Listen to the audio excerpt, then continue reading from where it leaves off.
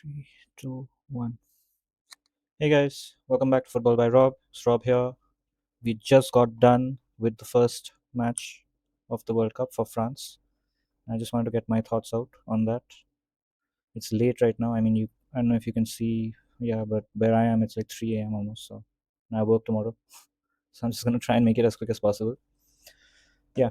So France are off to a winning start, 3-1. But don't let this scoreline fool you. It was far from convincing, in my opinion. I think in the first half we were extremely poor, and I'm not sure that this two-person midfield is the way to go forward, especially when you come up against better quality teams, who have players of a higher caliber. But I'll take the win for now.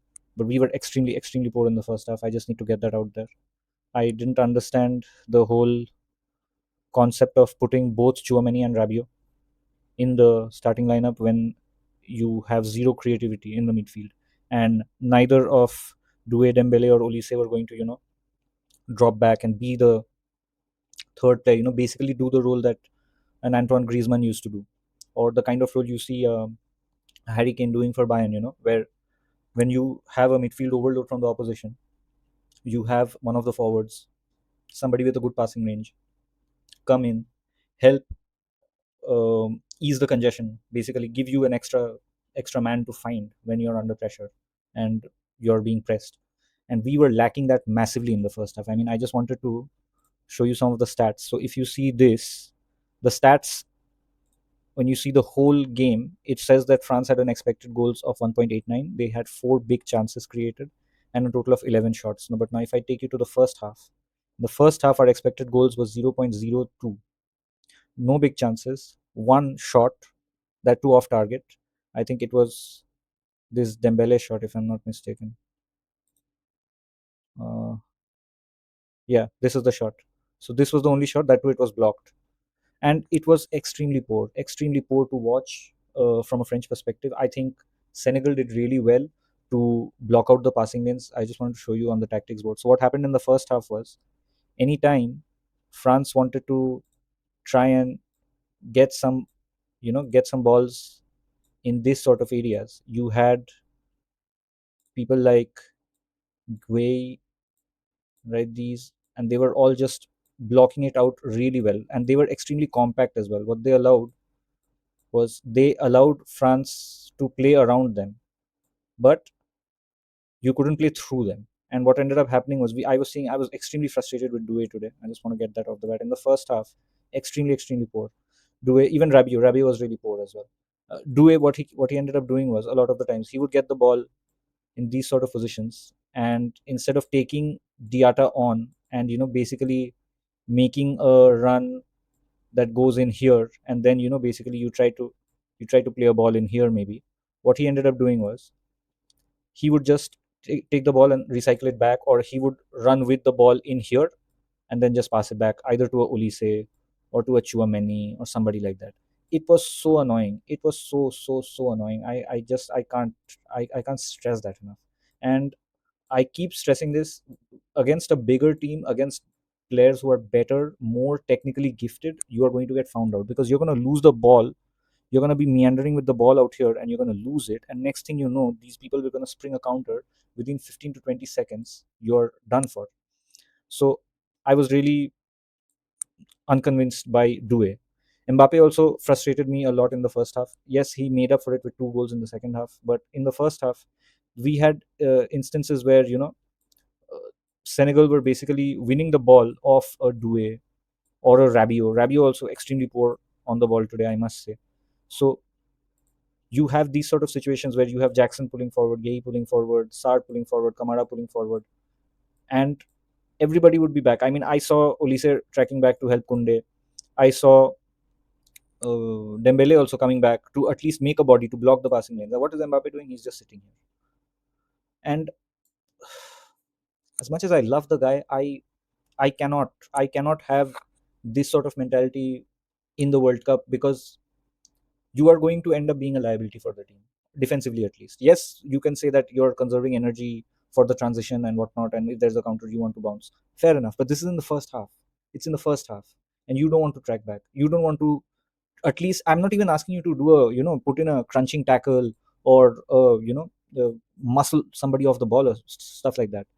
At least come back, make yourself useful as a body. But he's not doing that either. And we were extremely fortunate, because if I go back here, if you see Senegal's shots in the first half, they had this one from Nicholas Jackson, if I'm not mistaken. Yeah, Nicholas Jackson in the 25th minute. That was extremely close.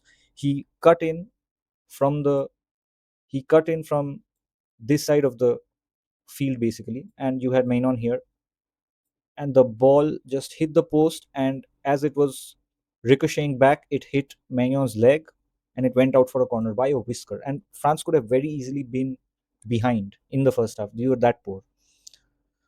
Now in the second half, it was a different story. It felt like, uh, you know, Deschamps must have told them that instead of everybody having a free role and doing whatever they want, they need to be a bit regimented. He also moved a few of the pieces along also. So if I just wait, I want to reset this. Yeah, I wanted to reset.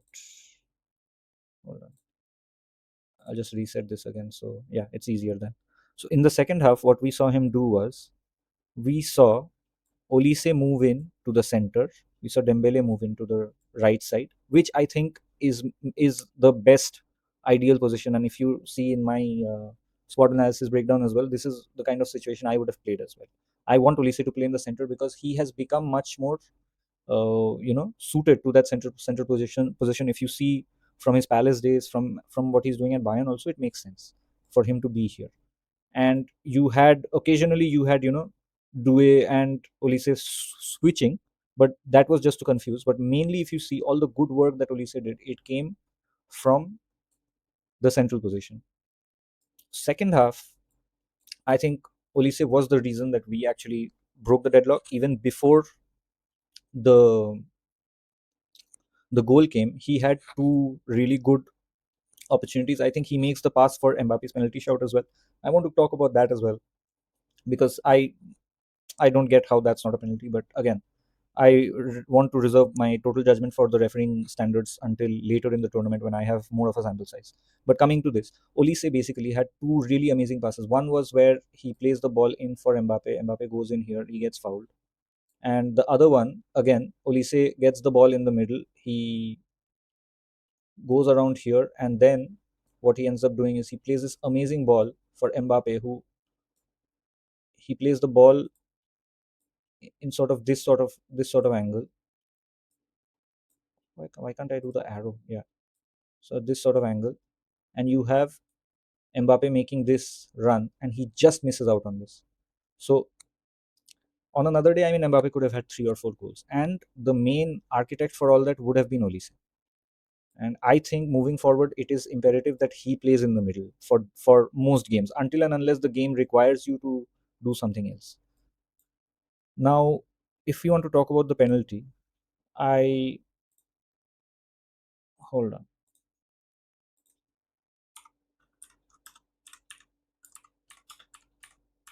I don't get how it's not a penalty, because Mbappe is clean through. Mbappe is clean through, and yeah, look at this. How is that not a penalty? I don't get it. I genuinely don't get it. He's got none of the ball, and he's clipped him. Yes, you can say it's not a whole lot of contact, maybe, yeah, fair enough. But if this guy's leg is not there, if Sadio Mane is not making himself that big, Mbappe is going to latch on to this touch that he's taken to put the ball in. So I don't understand how it wasn't a penalty. I mean, the referee did come and say something along the lines of defender over there. So I don't understand why Mbappe would go seeking contact in this sort of a situation. But fair enough. If they want to say it's not a penalty, okay. I want to see them be consistent about this sort of stuff. So hopefully they will do that. Coming back, what else did we want to talk about? Yeah,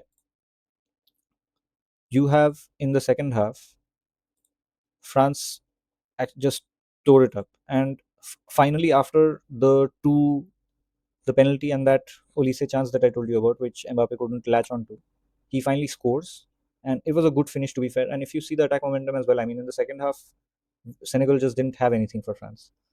So once that goal goes in, then you feel this, sense of ease in the side, and it's relatively straightforward after that. And yes, Ibrahim Mbaye scores a good goal at the end, and that really put a crimp in the evening for us. But Mbappe again scored right after that. But before that also there was a Bradley Barcola goal when he subbed on, and Barcola's finish was also good. I think that was a pass from Rabiot. Or who was it? Barcola. Yeah, I just want to confirm. Yeah, Barcola's pass was Rabiot. Yes. So that was also a good pass where you had basically Barcola running against a bunch of tired legs, and the keeper came out, Mendy came out, and he chipped it over him. Pretty good finish. I honestly didn't expect Barcola to have that level of composure, especially considering it's his first World Cup match, and even in the pre-tournament friendlies and stuff, he wasn't looking as sharp as I'd want him to be. But fair enough, good on the lad to score. And then yeah, you had Mbaye score the 2-1 goal for them, and it looked like maybe something was up. But then right at the end, you had Mbappe with a goal from really far out. I mean, almost what 35 or 40 yards out maybe, and Edward Mendy just totally caught off guard. Brilliant goal, brilliant goal. But do I think this sort of game is sustainable? Again, I don't. I keep wanting to stress the fact that if you go and see teams like Spain, teams like Morocco, teams like Portugal, they are all going to be deploying three-man midfields. So I'm not sure if when you come up against these good teams, if it's going to make sense. Look at this. This is one. I'm not sure if it makes sense, to be honest. I'm being dead serious. It's just it's scary, it's scary because all these players, they have so much quality. They possess this ability to create moments in within a matter of seconds, and you cannot gamble. You cannot just be like, oh, you know what, I'm just going to go against the trend and buck it and just expect it to work out. I don't think that's wise, to be honest, personally. And I wanted to check Germany's midfield as well. Even they played really well in their first game. I just want to see how they'd see. Even they have this too, but they have Musiala as well, who will move in if needed. They also have Kai, who is known to track back and help out defensively. So it makes sense for them to do this. I don't think it makes sense for France to do this when you have that front four, and for a fact that these guys are not going to not going to track back at all. I don't think it's wise. I genuinely don't think. But again, what do I know? I'm just a nobody talking on the internet. Deschamps is actually accomplished as a player and a manager. So here, man, I hope you know what you're doing. I would also personally say I would want somebody like a Manu Kone maybe to play instead of Rabiot. I don't get why Rabiot is always in the starting lineup, because I don't think his form was that great as well, especially in the latter half of the season. And I'm not sure that his profile is something that benefits France the best. I'm not saying he's a scrub or anything; he's a good player, but I would take a Manu Kone here. I would take a Conte over here. I would trust Conte to see games out in these sort of situations. I'm not sure if Rabiot should be starting all the way through, but again, maybe this is a rotational thing, and we are going to see different players and different profiles against different teams. I remain to be convinced, but yeah, that's where we're at. Moving forward, I think they need to consider an alternate option, or I'm not sure. But hey, let's see if we can beat Iraq, right? I think Iraq is the next game, if I'm not mistaken. So if we can beat Iraq, I think I'll be good with that. Yeah, I'm still worried, to be honest. It doesn't fill me with confidence. This is just it's scary to be dead honest to you guys. What do you guys think? Do you think France playing this two-man midfield makes sense? I don't. Look at Portugal's team as well. We'll see Portugal's team. We'll get an idea. You have Neves, Vitinha, Bruno, and Bruno can come back in, help, facilitate, play long balls out. Good player. And Vitinha and Neves don't need any introduction. Certainly not from the likes of me. I don't know the kind of gaps that were opening up in the first half because Rabiot was missing passes, or Rabiot was losing the ball, or Doué was losing the ball, and then you had massive gaps, and you can see Nicholas Jackson running in and Ismail Assar running in. They even had a shot right at the end of the first half as well, where, well, let me see if I can find that one. Where was it? Stats. So if you go to Senegal first half, yeah, I think this one. So this was a clear cut chance. I mean, like any proper team, they would probably at least test the keeper, if not bury that chance. So I don't know. I don't want France to be this open, but at the same time, I don't want France to be that 2024 Euros pragmatic, like extremely annoying version of themselves either. The balance has to be struck. I just pray that Deschamps can strike that balance. This World Cup could be the chance to create a sort of dynastic moment for this French team. They've been to two finals back to back. They are projected as one of the teams to go deep. They need to be doing well, but we cannot be shooting ourselves in the foot. Need to be doing better. Anyway, I think that's been it. I think I've been speaking for way too long. Let's see how it goes. I'll also want to talk about the hydration breaks and everything. I've just been struggling. My camera's died on me. That's why I'm using the inbuilt camera of my laptop. But yeah, we'll chat it up later. Let me know your thoughts in the comments. If you like what you saw, drop a like, subscribe maybe. It's free, it doesn't cost much. I don't even speak trash half the time. If you disagree with me, let me know, just but be nice about it, don't be a dick. And I'll catch you guys on the next one. Cheers. Let's see how the rest of the World Cup goes. Peace.